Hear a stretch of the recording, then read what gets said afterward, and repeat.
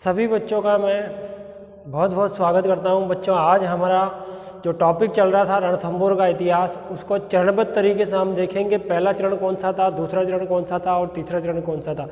चरणबद्ध तरीके से देखने के लिए आपको बोर्ड पर ध्यान से समझना होगा टॉपिक को। तो चलो बच्चों, आज हम शुरुआत करते हैं। रणथंभौर के इतिहास का पहला चरण कौन सा है, सबका ध्यान बोर्ड पर रहेगा। रणथंभौर का इतिहास। जैसा कि बच्चों मैंने आपको ये बताया था, ये एक पथरीला पठार है और पथरीला पठार के ऊपर यहाँ एक दुर्ग बना हुआ है और इसको रणथंभौर का दुर्ग कहते हैं। ये सवाई माधोपुर जिले में स्थित है। मैंने आपको बताया था ये पथरीला पठार के ऊपर स्थित है और इसके बिल्कुल जस्ट पास में यहाँ एक और जो है दुर्ग बना हुआ है। रणथंभौर में ही एक दुर्ग बना है, इसको झाई का महल कहते हैं। इसको कौन सा महल कहते हैं? झाई का महल कहते हैं बच्चों। झाई के महल के बिल्कुल पास में यहाँ रणथंभौर का दुर्ग है। ये गणेश मंदिर के लिए पूरे भारत में फेमस माना जाता है, रणथंभौर का दुर्ग। और इस समय रणथंभौर के दुर्ग के इतिहास को जब हम देख रहे हैं तो यहाँ की सिचुएशन देखें तो यहाँ दिल्ली है और दिल्ली का सुल्तान इस समय, जब रणथंभौर का राजा हमीरदेव था और हमीरदेव के समय यहाँ दिल्ली का सुल्तान अलाउद्दीन खिलजी का नाम आप रोज रोज सुन रहे हो, अलाउद्दीन खिलजी। अलाउद्दीन खिलजी किस तरह से रणथंभौर के दुर्ग पर हमला करेगा, किस तरह से कैसी व्यू रचना बनाएगा, इन सब चीज़ों का हम अध्ययन करेंगे। और हमारा यही अध्ययन का लक्ष्य रहेगा कि हमारा टॉपिक जो है वो अच्छे से क्लियर हो जाए बच्चों। तो यहाँ देखिए, अलाउद्दीन खिलजी के प्रथम चरण में क्या होगा। प्रथम चरण में अलाउद्दीन खिलजी के दो सेनापति या सेनानायक हैं। पहला सेनानायक का नाम उलूग खान है और दूसरा सेनानायक का नाम नुसरत खान है। नुसरत खान, दोनों सेनानायक बहुत ही बहादुर सेनानायक है। उलूग खान जो था बच्चों, ये उलूग खान ये बयाना का सूबेदार था। बयाना मैंने आपको कल बताया था राजपूताना के भरतपुर जिले में स्थित है। और नुसरत खान कड़ा का गवर्नर था और कड़ा आपके कहाँ भारत में उत्तर प्रदेश में स्थित है। उलूग खान और नुसरत खान मुस्लिम सेना के साथ विशाल सेना लेकर और प्रस्थान करेंगे कहाँ, रणथंभौर पर हमला करने के लिए। इस रणथंभौर दुर्ग को जीतने के लिए उधर से कितने उलूग खान भी आएगा और नुसरत खान भी आएगा। यहाँ से मुस्लिम सेना रवाना होके और यहाँ रणथंभौर के दुर्ग पर हमला करेगी। अब इनकी जो व्यू रचना होती है, यहाँ से ये प्रस्थान के लिए निकल पड़ता है और इधर हमीरदेव को जब ये पता चलता है कि जब पहले चरण के अंदर, ये फर्स्ट चरण है बच्चों, इस चरण में जब इधर से सेना आ रही है तो हमीरदेव ने भी अपने इधर से कितने दो सेनानायकों को भेजा था। एक का नाम था भीम सिंह और दूसरे का नाम था धर्म सिंह। दूसरे का क्या नाम है? धर्म सिंह। एक तो भीम सिंह है और दूसरा धर्म सिंह है। भीम सिंह और धर्म सिंह, यहाँ देखो भीम सिंह भी ये दोनों सेना लेके ये भी आगे बढ़ रहे हैं। और इधर से कौन सी सेना आ रही थी? इधर से मुस्लिम सेना आ रही थी। यहाँ एक जगह थी, यहाँ मुस्लिम सेना जो है वो आगे बढ़कर ये झाई का जो महल है, मुस्लिम सेना जो थी वो इस झाई के महल पर अपना अधिकार कर लेती। कौन से? इस झाई के महल पर अधिकार कर लेती। कौन? मुस्लिम सेना। मुस्लिम सेना ने झाई के महल पर अधिकार कर लिया। भीम सिंह और धर्म सिंह की सेना गई और मुस्लिम सेना को पराजित कर दिया। पहले चरण में मैंने क्या बताया? पहले चरण में क्या इस अलाउद्दीन खिलजी को कोई सफलता मिली बच्चों? नहीं मिलती है। पहले चरण में अलाउद्दीन खिलजी के दो सेनापति उलूग खान आता है, नुसरत खान आता है। ये दोनों आए और किस पर अधिकार किया? झाई के महलों पर अधिकार कर लिया था। इधर से भीम सिंह और धर्म सिंह गया और मुसलमान सेना को पराजित कर दिया था। अब मुस्लिम सेना जब पराजित हो गई थी तो वापस जा रही थी उधर, किधर? दिल्ली की तरफ। वापस जब दिल्ली की तरफ जा रही थी तो भीम सिंह पीछे पीछे चल रहा था और धर्म सिंह आगे आगे चल रहा था। भीम सिंह क्या बताया रे बच्चों मैंने? भीम सिंह पीछे पीछे चल रहा था और धर्म सिंह आगे आगे चल रहा था, क्योंकि मुसलमानों को अब पराजित कर दिया था। उलूग खान, नुसरत खान अपनी सेना लेके वापस दिल्ली की तरफ रवाना हो गए थे। अब अचानक क्या होता है? भीम सिंह पीछे पीछे चल रहा था, धर्म सिंह आगे आगे चल रहा था। धर्म सिंह बहुत ज़्यादा आगे निकल गया था और भीम सिंह वापस जब रणथंभौर की तरफ आ रहा था तो मुसलमानों ने अचानक भीम सिंह पर हमला कर दिया था और भीम सिंह जो है उनसे लड़ता हुआ वीर गति को प्राप्त हो गया था। यहाँ केवल धर्म सिंह ही जो है वो सही समय पे वापस रणथंभौर पहुंच पाया था। भीम सिंह यहाँ क्या हो गया, शहीद हो जाता है, बलिदान हो जाता है। तो पहला चरण अपना यहीं पर फिनिश होता है। रणथंभौर के इतिहास में अलाउद्दीन खिलजी के द्वारा जो रणथंभौर पर हम्मीर देव के जो दुर्गों पर जो हमला किया जाता है उसका पहला चरण हमने आज पढ़ लिया बच्चों। पहला चरण यही फिनिश हुआ। पहले चरण में क्या निष्कर्ष निकला, क्या रिजल्ट निकला? रिजल्ट ये निकलता है कि अलाउद्दीन खिलजी को कोई सफलता नहीं मिली। अलाउद्दीन खिलजी को बच्चों रे कोई सफलता मिलती है नहीं मिली थी, क्योंकि उलूग खान भी हार गया और नुसरत खान भी हार गया था। इधर रणथंभौर के इतिहास में अगर देखते हैं तो क्या कोई सफलता मिलती है? हाँ, इधर हम्मीर देव को जरूर अपना एक वीर योद्धा युद्ध के मैदान में खोना पड़ गया था, वो भीम सिंह था। भीम सिंह को युद्ध के मैदान में हताहत हो गया, घायल हो गया, बाद में वीर गति को प्राप्त हो गया। धर्म सिंह वापस लौट कर आया था। बस इससे ज़्यादा और कोई सफलता नहीं मिली थी। और इस तरह से पहला चरण जो था वो उसमें ना तो इधर फ़ायदा हुआ था इन दिल्ली जो अलाउद्दीन खिलजी था और ना ही इधर फ़ायदा हुआ था। अब हम इसका दूसरा चरण देखेंगे। तो एक बार मैं इसको मिटा देता हूँ।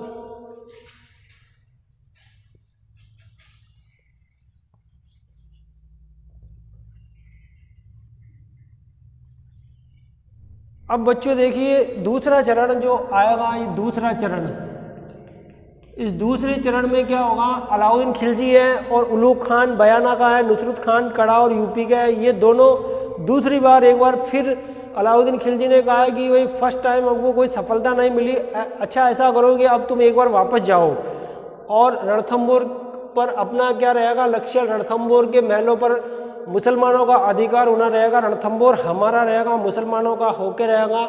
और इस तरह से एक दूसरे चरण में ये वापस उलूग खान और नुसरत खान की सेना यहाँ दिल्ली से रवाना हुई। कहाँ से? दिल्ली से रवाना हुई।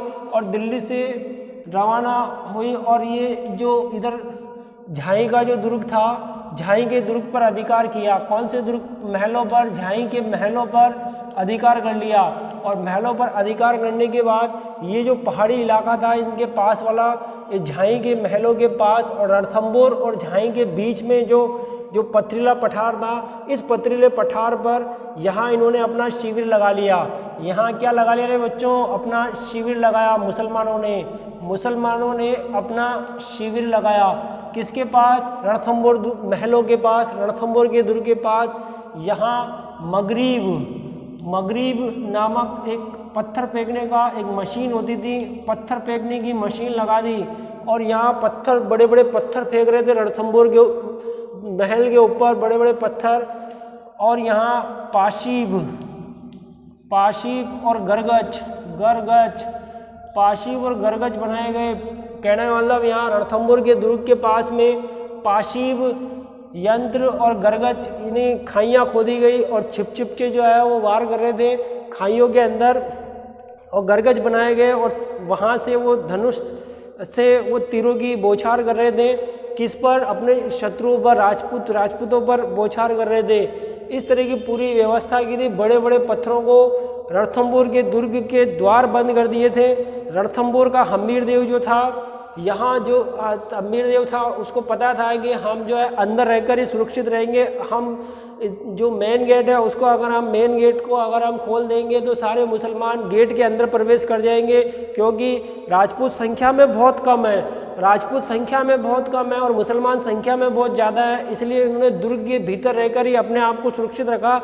हम्मीर देव ने कहा कि जिस तरह से चित्तौड़ के अंदर भी दुर्ग के भीतर रहकर ही हम सुरक्षित रहेंगे। क्या रहेंगे? दुर्ग के भीतर रहकर ही हम अपने आप को सुरक्षित रख सकते हैं। और अगर हम दुर्ग के दरवाजे खोल देंगे तो मुसलमान जो है अंदर प्रवेश कर जाएंगे और अंदर एक बार बहुत सारे मुसलमान तो फिर आपाधापी में हमारे राजपूत सैनिक बहुत कम है, कट के मर जाएंगे, वीर गति को प्राप्त हो जाएंगे।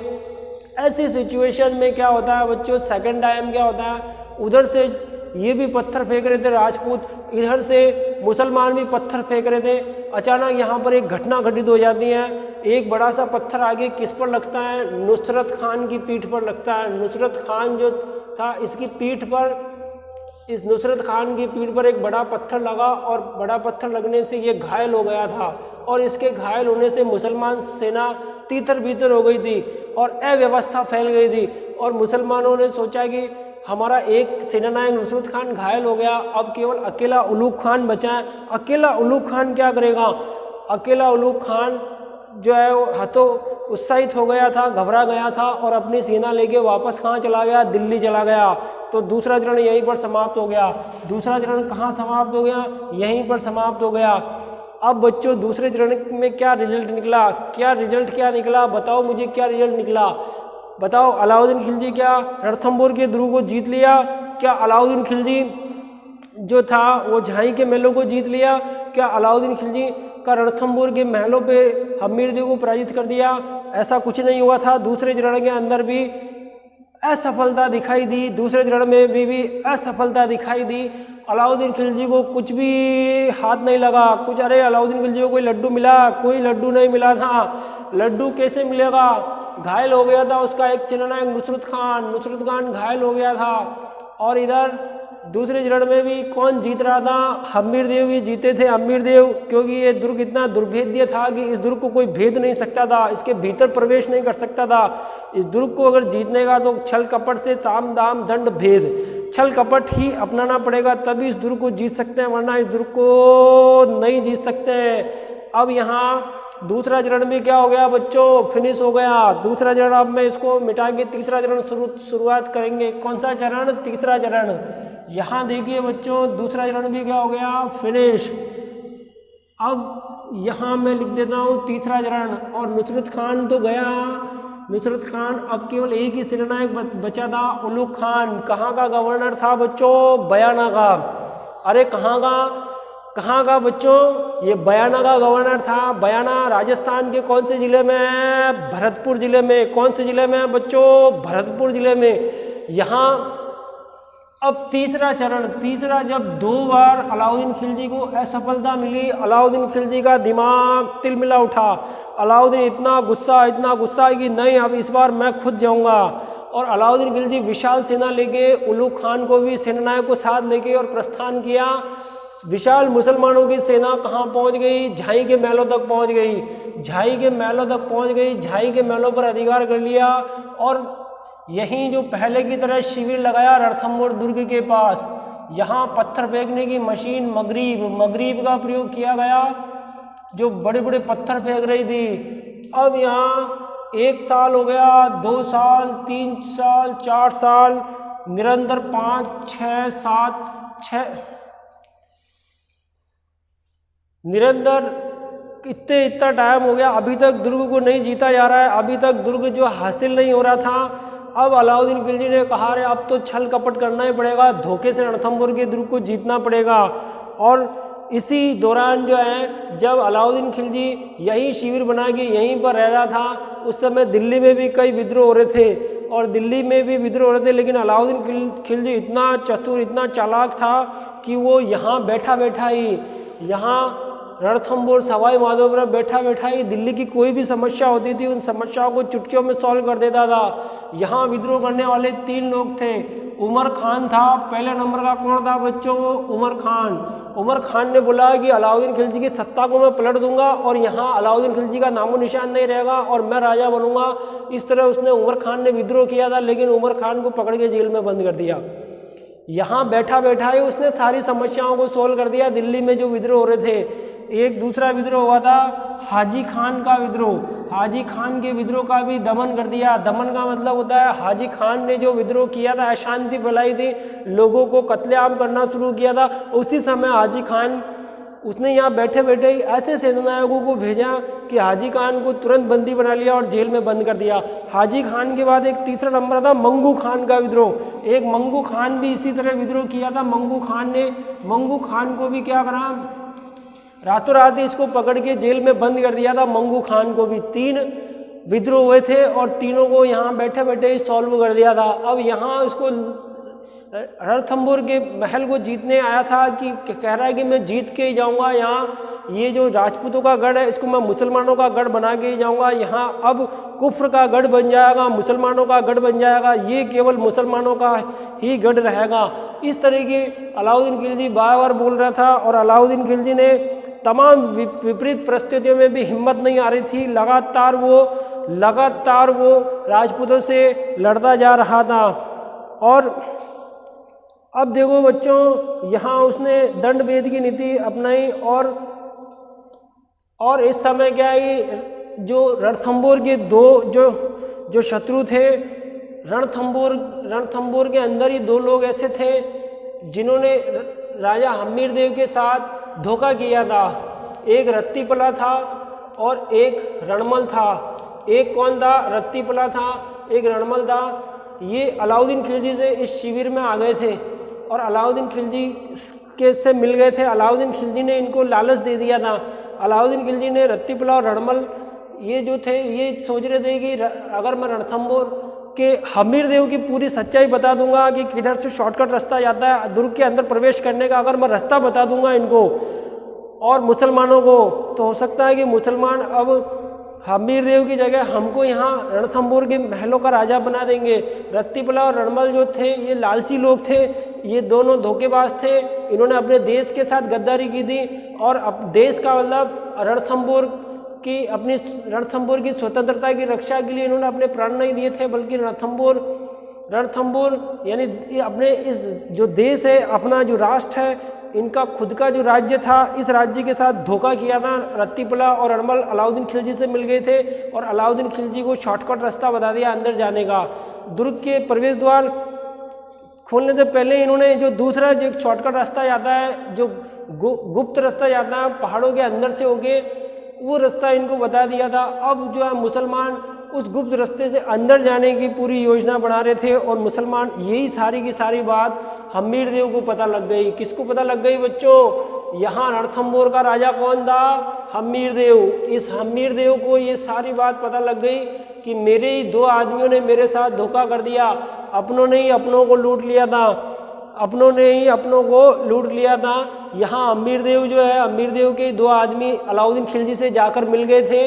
अब बच्चों, अब यहाँ सिचुएशन बदल गई थी। हम्मीरदेव ने कहा कि अब अपना यहाँ बचना नामुमकिन है, अब अपन बच नहीं सकते हैं, अब हमें चित्तौड़ की परंपरा को, राजपूतों की आन बान शान को निभाना पड़ेगा। अब वो समय आ गया है। अब सारे राजपूतों को एक जगह इकट्ठा किया और कहा कि अब हमें केसरिया करना ही पड़ेगा। अब राजपूत वीरांगनाओं को जौहर करना ही पड़ेगा। केसरिया का मतलब होता है केसरिया वस्त्र पहन के माथे पे टीका लगा के मुसलमानों से लड़ते लड़ते वीर गति को अपने आप को बलिदान करना, अपने देश की रक्षा के लिए, अपने राज्य की रक्षा के लिए, अपनी आन बान शान, अपनी राजपूतों की परंपरा के लिए हमें लड़ना पड़ेगा। कौन कह रहा है? हम्मीरदेव कह रहा था बच्चों। और हम्मीरदेव ने इसी तरह की परंपरा को निभाया यहाँ पे। और क्या होता है कि और इसके अलावा और भी कई यहाँ महलों के अंदर सिचुएशन खराब हो गई थी, क्योंकि इतना समय हो गया था, बहुत समय हो गया और करीबन 7-8 महीने हो गए थे बच्चों। और इतने 7-8 महीनों के अंदर क्या हुआ कि यहाँ खाद्य सामग्री का अभाव हो गया। यहाँ एक इतिहासकार है जिसका नाम है अमीर खुसरो। ये कौन सा इतिहासकार है बच्चों? ये अमीर खुसरो है। अमीर खुसरो ने कहा है कि चावल के 2 दानों के बदले सोने के 2 दानों के बदले चावल का 1 दाना भी नसीब नहीं हो रहा था। ध्यान से सुनो, सोने के 2 गोल्ड खूब सारा पड़ा है, यहाँ पे खजाना खूब सारा है, लेकिन खाने के लिए चावल के दाने नसीब नहीं हो रहे, गेहूं नसीब नहीं हो रहे हैं। इसके अलावा एक काम और किया था अलाउद्दीन खिलजी ने। यहाँ जो पाइपलाइन जाती है बच्चों, उस पाइपलाइन के अंदर हड्डियों का, गाय का चूरा मिला दिया था, गाय की हड्डियों का, जिससे पानी पीना भी अब नामुमकिन हो गया था। ऐसी सिचुएशन हो गई थी। ऐसी परिस्थितियां होने पर फिर इसने डिसीजन ले लिया था हम्मीरदेव ने कि अब जो है हमें अब आर पार की लड़ाई करनी पड़ेगी। और इस आर पार की लड़ाई में जो हम्मीरदेव की पत्नी का नाम था रंग देवी, और इस रंग देवी ने यहाँ की अन्य महिलाओं को लेके और अपने आप को अग्नि के हवाले कर दिया था। एक बहुत बड़ा एक हवन कुंड बनाया था और हवन कुंड बना के एक एक करके सारे उस हवन कुंड में अपने आप को आहुति दे दी थी, वो खुद ही अंदर चली गई और भगवान अग्नि देवता को ही अपने आप को सौंप दिया और अग्नि देवता की शरण में चली गई थी। सारी महिलाओं ने अपने सतीत्व की रक्षा के लिए, अपने रणथंभौर की रक्षा के लिए, अपने देश की आन बान स्वतंत्रता के लिए, अपने सतीत्व की, अपने आन बान स्वतंत्रता के लिए वो बलिदान हो गई थी। और इधर हम्मीर देव भी और इन जितने भी राजपूत जो थे माथे पे केसरिया लगा के और केसरिया वस्त्र पहन के और जो मुसलमानों के सामने कट के सब बलिदान हो गए थे। इसी को जौहर और राजपूती परंपरा कहा जाता है। ये जौहर की प्रथा और ये केसरिया की प्रथा, यही इसका एक और नाम होता है शाका। इसी को शाका कहते हैं, जिसमें जौहर भी होता है और राजपूत जो है वो केसरिया वस्त्र पहनकर माथे पे टीका लगाकर बलिदान हो जाते हैं। दोनों को मिला के जो परंपरा बनती है उसी को शाका कहते हैं बच्चों। उसी को क्या कहते हैं? शाका कहते हैं। ये जो सिचुएशन आप देख रहे हो बच्चों, अब इस सिचुएशन में तीसरा चरण आखिरी चरण होता है और इस आखिरी चरण में हम्मीर देव वीर गति को प्राप्त हो गया था। अब ये महल राजपूतों के महल नहीं रहे थे, अब इन महलों पर मुसलमानों का अधिकार हो गया था। अब ये झाई का महल राजपूतों का महल नहीं रहा था। राजपूतों की आन बान शान के लिए राजपूतों ने अपने आप को मरना स्वीकार किया था, लेकिन झुकना स्वीकार नहीं किया था। उसी रणनीति पर चलने वाले महाराणा प्रताप का इतिहास आप पढ़ोगे तो आपको और अच्छा लगेगा। महाराणा प्रताप और राणा सांगा जैसे जिनके शरीर पर 80 घाव लगे थे, और आप महाराणा कुंभा हैं, महाराणा प्रताप हैं, महाराणा प्रताप के बेटे अमर सिंह का इतिहास देखोगे तो बड़ा ही उन्होंने जो योग्यता प्रदर्शित की थी युद्ध के मैदानों में, महाराणा प्रताप ने किस तरह से अकबर के आंखों में आंसू ला दिए थे, वो सारी सिचुएशन आपको देखनी पड़ेगी। यहाँ देखो तीसरे चरण में ये मुसलमान अलाउद्दीन खिलजी ने हमारे राजपूताना के महलों पर इन मुसलमानों का अधिकार हो गया था। अब ये कफ्र का गढ़ बन गया था। यहाँ इस्लाम धर्म का झंडा लगाया जाने लगा था। हिंदू संस्कृति को बहुत आघात पहुंचा था। हिंदुओं पर कई प्रकार के अत्याचार किए गए थे। और इस तरह से यहाँ 11 जुलाई 1301 ईस्वी में, कब बच्चों? 11 जुलाई 1301 ईस्वी में, 11 जुलाई 1301 ईस्वी में यहाँ पर किसका अधिकार हो गया? अलाउद्दीन खिलजी का अधिकार हो गया था। 1303 में चित्तौड़ पर अलाउद्दीन खिलजी अधिकार करता है, पहले रणथंभौर पर अधिकार करता है और पहला साका रणथंभौर पर होता है 1301 ईस्वी में। 11 जुलाई का डे होता है, ठीक है। 11 जुलाई को कौन सा डे होता है? वैसे जनसंख्या दिवस 11 जुलाई को होता है बच्चों। यहाँ 11 जुलाई 1301 ईस्वी में अलाउद्दीन खिलजी ने रणथंभौर के महलों पर अपना अधिकार जमा लिया था। अब मैं यहाँ पर आपको निष्कर्ष देखते हैं ना अपन, तो एक किताब है बच्चों नयन चंद्र सूरी का हम्मीर महाकाव्य।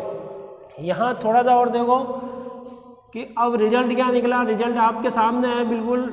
महलों पर किसका अधिकार है? अलाउद्दीन खिलजी का अधिकार है। एक इतिहासकार है नयन चंद्र सूरी, नयन चंद्र सूरी, इसकी किताब है हम्मीर महाकाव्य, हम्मीर महाकाव्य। इस नयन चंद्र सूरी ने अपनी किताब हम्मीर महाकाव्य के अंदर लिखा है, इसने ये लिखा है कि हम्मीर देव जो था, जब सिचुएशन महलों के अंदर बहुत ज़्यादा खराब हो गई थी, उधर रंग देवी जो थी अपनी वीरांगना, राजपूत वीरांगनाओं के साथ में जब वो महलों में सती हो रही थी, उस समय हम्मीर देव जो थे उन्होंने अपना सिर काट कर भगवान शिव के चरणों में चढ़ा दिया था। भगवान शिव का मंदिर बना हुआ था रणथंभौर के महलों में, और वो भगवान शिव के मंदिर में गया और कहा कि अब सिचुएशन मेरे हाथ में नहीं है, और उसने अपना सिर काट के और सिर को उठा के थाली में रख के और भगवान को अर्पण कर दिया था। क्योंकि सिर कटने के बाद भी व्यक्ति जीवित रहता है, धड़ अलग हुआ है, अभी शरीर उसका बाकी था, अभी उसमें जान बाकी थी। उसने अपने हाथों से अपना सिर उठाया और भगवान शिव के चरणों में कि भगवान शिव अब रणथंभौर के महलों की रक्षा करने का काम आपके पास में है। और इस तरह से ये नयन चंद्र सूरी ने हम्मीर महाकाव्य ग्रंथ में ऐसा लिखा था। नयन चंद्र सूरी का हम्मीर महाकाव्य में ये बात लिखी थी।